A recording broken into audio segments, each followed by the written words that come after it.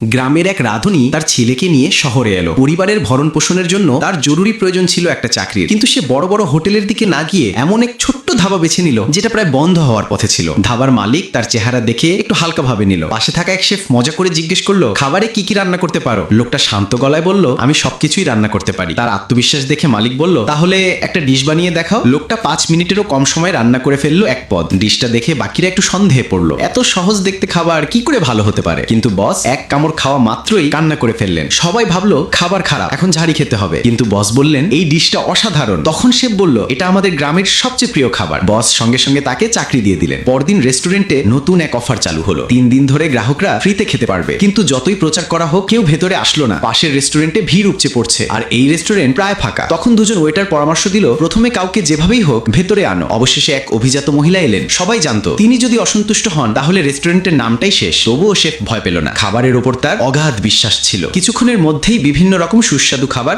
সাজানো হলো। মহিলা এক টুকরো মাংস মুখে দিলেন, হঠাৎ টেবিলে জোরে হাত মারলেন। সবাই ভয় পেয়ে গেল, কিন্তু তিনি হাসলেন, বললেন, এই খাবার স্বর্গের মতো। তারপর তিনি ক্ষুধার্তের মতো সব খাবার শেষ করে ফেললেন। সবাই স্বস্তির নিঃশ্বাস ফেললো। পরদিন দুপুরে সেই একই মহিলা এবার তার বন্ধুদের নিয়ে এলেন। এরপর থেকে প্রতিদিন রেস্টুরেন্টে ভিড় বাড়তে লাগলো। এক সময় যে ধাবা বন্ধ হওয়ার পথে ছিল তা শহরের সবচেয়ে জনপ্রিয় রেস্টুরেন্টে পরিণত হলো। তুমি কি কখনো এমন রেস্টুরেন্টে খেয়েছো যেখানে এক প্লেট খাবারই মনে হয়েছিল এই তো সত্যিকারের ভালোবাসা?